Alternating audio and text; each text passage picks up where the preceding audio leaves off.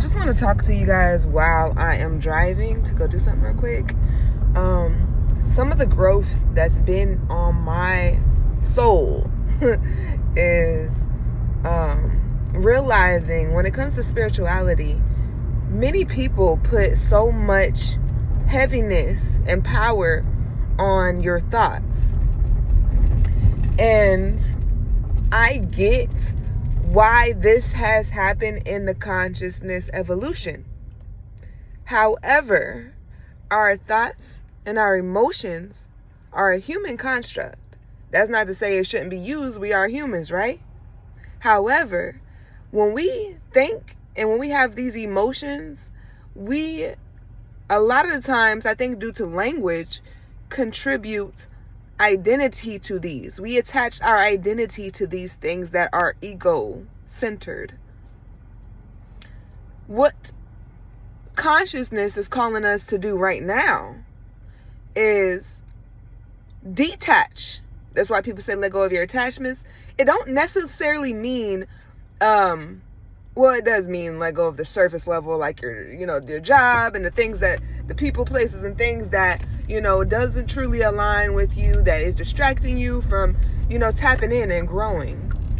So, but in a deeper sense, what it means, and I don't know what religions say that means, right? But in a deeper sense, what it means is to let go of the attachment to your ego. Your ego.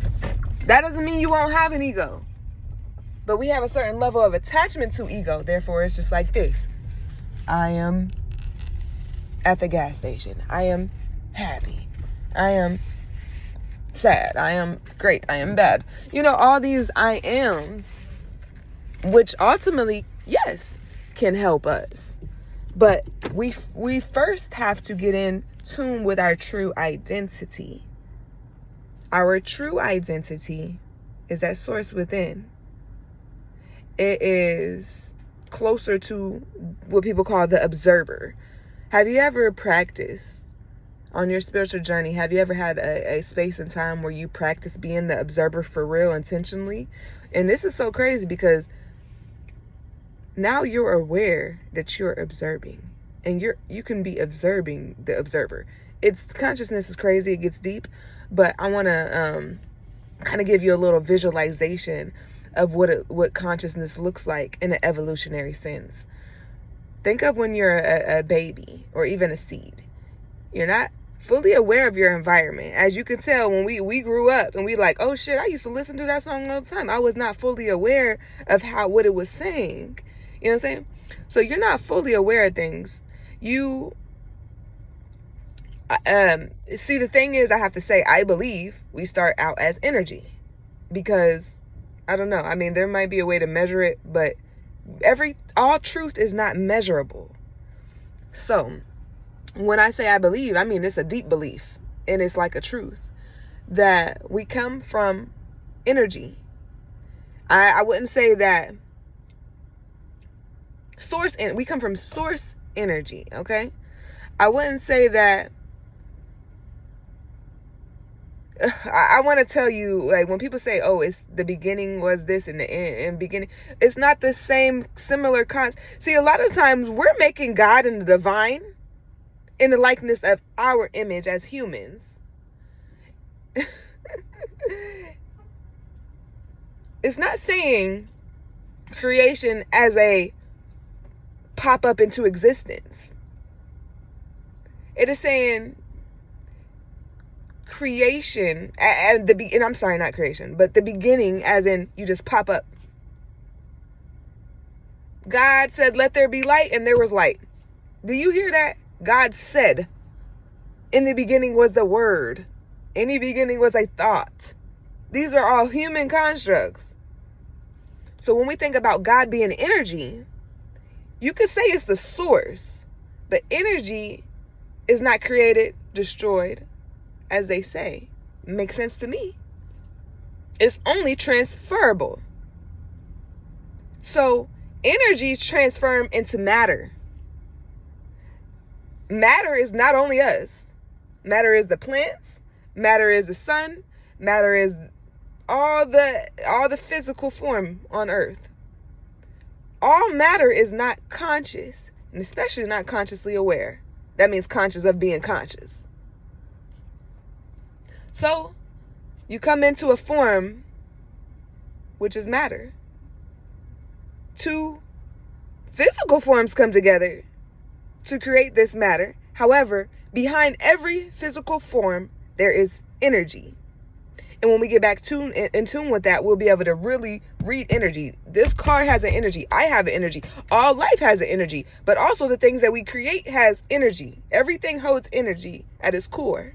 And once we get in tune with this, what I'm trying to tell you, then we will be able to navigate this world in a more higher way. Because we're in tune with energy. And we see it beyond the physical. But I don't blame us for this. I don't say, they were so stupid. They believed in the physical, only the physical, and they thought nothing was beyond the physical. I don't sit there and talk down on that, because this is just, to me, a byproduct of consciousness evolution. So yeah, when we become conscious, we might be like, oh, that's mine. Like, I'm trying to figure out, like, oh, the individuality. And when you come on to that, you're trying to identify with, what the fuck is this?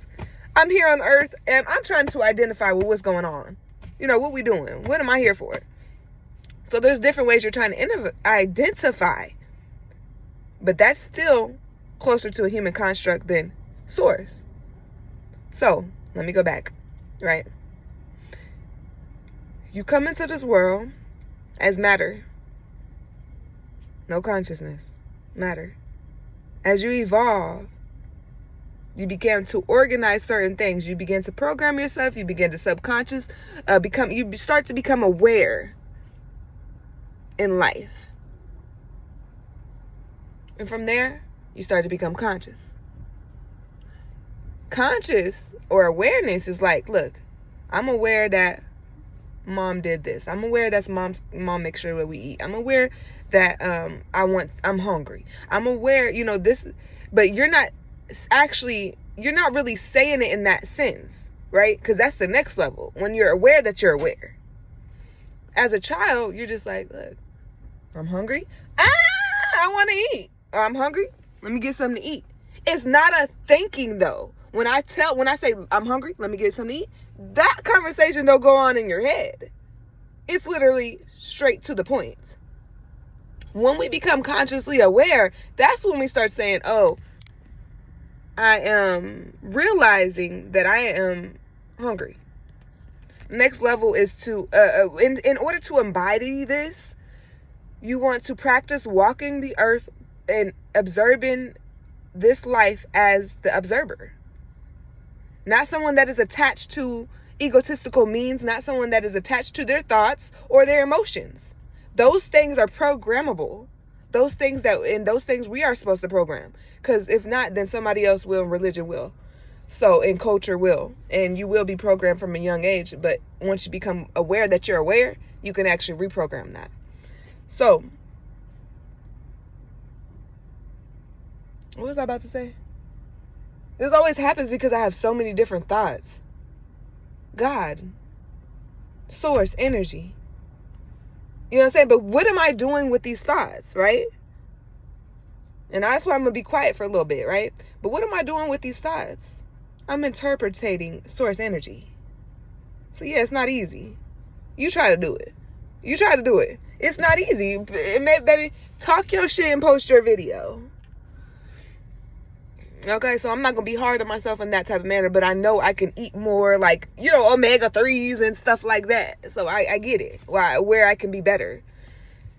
Okay, what I wanted to come on to this video to tell you how to embody this energy so that we can use our thoughts and our emotions and this human identity or ego as the Most High, or closer to what the Most High intended.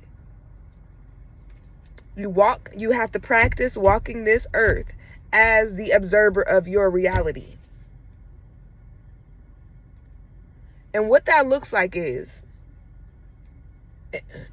and you want to practice getting into with your intuition and all that, because I gave an analysis the other day, what the two differences look like when it comes to evolution and consciousness. You wake up you say, you know what, right now I'm going to do some workout, move my body, I'm going to drink some tea, I'm going to do this. And you talk yourself through it. I'm going to go work out. I'm going to push myself to go work out because I feel like it needs to work out because of blah, blah, blah, blah. All the thoughts and stuff that you have. But when you're in tune with this, what you do is you wake up and you exercise because your body wants to exercise. You exercise because it's instinctual, not because it's programmed, okay? We will get to programming ourselves. But in order to understand this, you have to wake up and look at yourself. Start to observe yourself from a third party and say, you know what? I am aware that, it's crazy because you're aware that you're observing in this sense. But look, I am aware that my body wants to work out. I am aware that I'm only working out because I care about what other people say and I want to post that video. I am aware, like, be consciously aware of what you got going on. That means think about what you're thinking about. You know what I'm saying? It's like, it's whenever if I'm aware, then I'm getting aggravated. I'm aware that triggered me. And after you keep saying this shit over and over to yourself, you're going to start to want to take control of your life. Why? Why do I want to be aware of this shit when I could be aware of so many other things? You know what I'm saying? That is more aligned with source energy. But I'm aware that this aggravated me because somebody said some shit or because they moved. You know what I'm saying? Eventually you'll be like, why am I putting my energy towards that? So sometimes you have to get into that third party to see down, like, what you would say God actually is doing, looking at you, judging you and stuff. But the observer doesn't judge. The observer don't even talk back. The observer don't have no thoughts or no feelings about what the fuck happened. So this is not something that's easily tapped into. But I can tap into it. However, it takes repetition. It takes will. It takes energy. It takes focus and time to put towards that. And what I believe is on the other side, it's just the flow state. You're flowing with divine energy. You know what I'm saying? And as you're flowing with divine energy, then you can construct an egotistical way of doing things or a human way of doing stuff. But until you know God, till you know source, till you know that source energy, all we're doing is relating to God in an egotistical manner. And then for the people to say, you know what, God, no, I don't relate to God in that way, because God is all things. God is all knowing. And Jesus is the way, or this person or that person is the way and the truth and the light. But the truth don't call you to worship worldly things. A book is a worldly thing. It comes from a human. Now, source can speak through that human and put it into the book. And when source speaks through that human still has to interpret what source is saying. So if the human ain't on a certain level, then they might interpret truth in a warped manner. So, damn, I was about to say something else too. It should be slipping my mind because it'd be like, I'd be feeling and hearing what I'm saying as I'm saying it. Like, I don't sit here and think about this stuff. And this is called flow state. This is called source energy. Yeah, I got sparked. My mind got sparked. But let me tell you this. This is not full source energy, because I'm not at that level yet. I'm not at that level to even say that like that. But I could say source is flowing through me right now. There was one other thing I was going to say real quick before I got off here, because I got to go in here real quick. But the shit gets deep. Basically how most people are equating God with, like, in the likeness of humans. Because not only if you're someone that says, you know what? Oh, that's where I got distracted. You know what? Source is all-knowing. Source is omnipresent. You know, God, Allah, whatever, is, and I don't mean whatever in a bad way. I put respect on source energy, right? I'm just saying how we interpret it is different. And sometimes the interpretation from religion was supposed to be like that in that time. And now we're called for something different, something more divine, something more connected. Because a Messiah, a God, doesn't need your praising. You need to praise for yourself as a human. God don't need that. God don't even think about that. God don't even think. I want to make God happy. I want to do the right thing. No, you need to align with truth. That's what you're trying to do. Align with truth. So what I'm saying is the way that it's not all wrong, but the way that we are relating to God in religion and in the New Age spirituality is not, to me, what I'm getting is not all the way aligned with truth, with oneness. So what I'm getting is we're called to align with truth by, I can't say identifying, but identity is coming into play where Source wants me to meditate on that. And when I say, listen to this, I want you to catch this. When I say Source wants me to meditate on that, I'm not saying that God spoke to me and said, girl, you need to meditate on that. I'm saying me just being right now and speaking and expressing my human-like tendencies, I am interpreting Source energy as that. Okay? How do you know your interpretation of Source is aligned with truth or not? Does it hurt people? Does it help people? Does it bring us closer in oneness and unity? Does it bring us more separate? You know what I'm saying? The intentions behind it. The intentions behind what I'm talking about and what I've always talked about is I want truth. I want to align with truth. And even though I may have thought one thing was true at a certain time, it was true to me at that time. That was my human tendencies. Truth don't change. And I know I said truth changes, but I don't mean it in that manner. I mean your interpretation of the truth changes. So therefore, the interpretation of the last person or whoever wrote that book's truth can change. As we're evolving in consciousness, we're here to tap in even further. So what's stopping us from tapping in even further, what people want to call the devil, which don't even realize a lot of this religious shit would be considered the devil in context.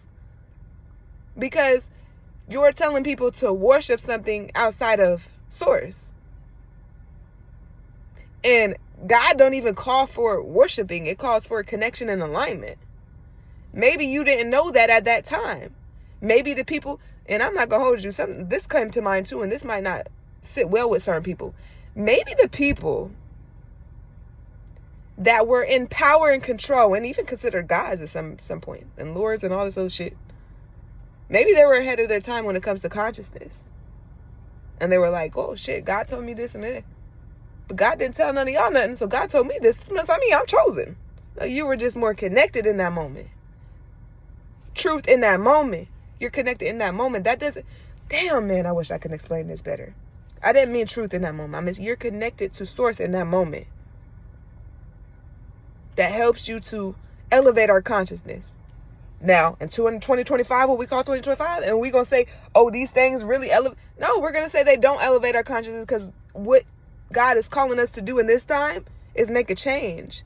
But in that time, that shit made sense. It took us to the next level in consciousness. You know what I'm saying? So right now it's calling for something new. And it's just like you went from worshiping this God to worshiping the imaginary to, all these gods. It's the same way we're going to go into the next level of awareness. And this next level of awareness doesn't call for worship in that way. It calls for you to be. It calls for you to sit and be still. And this is why people say meditate. I ain't really, and a lot of people meditate, but they're praying because of some old conscious programming. They're praying, so therefore they're not sitting in silence and hearing God speak to them. They're spending their moments interpreting and trying to tell God some shit that God does God even listen to you? God just is. What is that thing? And see, what is that energy that we are trying to get in tune with when we equate a divine figment in the likeness of our image as a human? And people in the New Age spiritual community would say that is your higher self, right? It's not God, it's our higher self. And that still keeps us in an egotistical mindset. That still keeps us disconnected from connecting to source. Because it's another level. It is another level. Instead of thinking God is this imaginary thing in your mind and Jesus is this, then you come to bring that source closer to you. And that's all we have been doing in the evolution of consciousness and how we connect to the divine. If you look at it, it looks like we're going closer and closer to, I don't know what's in the future, but I know right now what the universe is calling us to do. It's not to connect to God on an egotistical manner saying, I am God. It's to connect your identity back to your source. And when you're connected to that, then you'll know when you're interpreting life or you're walking as a human and you say, you know what? Beating up on somebody, that's not of God. God don't like that. That's ugly. God is going to punish you. Instead of thinking of it in that way, we are already did the work to be connected to truth, to source. Truth does not hurt nobody. They don't need to unless they have to. It's not a hurting for record, because I feel something, because of your emotions or your thoughts. If you have to hurt something in truth, that is a instinct. That is a boom, let's make it happen. Now, when people say, oh, I hurt this person because God told me to hurt this person, I felt peace. I felt stillness. I felt clarity. I felt all the things. And so God told me to do this. And that's why I did it. People really believe this. And that's the thing that somebody would say when they hear this philosophy that I'm speaking right now.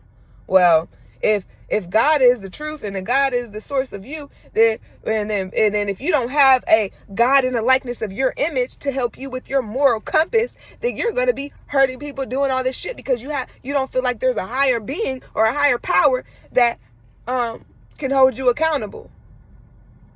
Or, what if we did away with our systems and stuff? I'm not asking for that. What I'm saying is, because systems are natural, we need to evolve the system like we evolve our consciousness. But what I'm saying is, once we get in tune with source, that is truth. So when somebody says, God told me to hurt this person, you have to look deeper into it. Because God, for one, does not speak in words. We do. Humans do. That God in you speaks to you through being, through presence. Okay?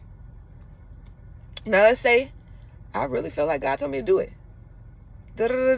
We have to go into the subconscious because you can really program yourself to believe some shit that is not all the way in line with truth. Truth brings oneness. Truth brings unity. Truth does not harm. Now, if you have to harm somebody in truth, it's not going to be a thought. Okay? Now, you may think, but the truth ain't going to tell you, oh, go kill that person. You may think, oh, well, I think the truth is telling me to go kill that person. But honestly, it's you thinking that. You know what I'm saying? It's different. So when you're tapped into truth, and when we can tap into that energy of truth, we can live more authentically, and then we can create a human, like a divine reflection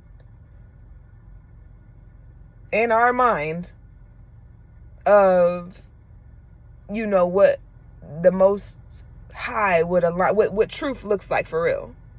And I think that's probably what the Bible is trying to do. However, I just feel like it's too many of the egotistical things, and there's like too many meshing together where you're thinking like God is the everything, all this is the truth, the way, the light, and all these things. But what about when they have all these contradictions in the Bible? What about, when we are debating over this shit to this day about what the fuck is meant? If you can go within and feel and just be without your mind, your ego, your emotions, your ego, your thoughts and your emotions, then you wouldn't even need to debate about what the fuck the Bible says, because you already know truth. It's within you. You would probably want to create a new book that aligns better with truth in this time. I feel like the Bible and other books probably align with truth in that time. But what about this time and what the universe is calling us to do moving forward? All right, peace. I'm about to go up in here real quick. I need to get back to the spot. But yeah.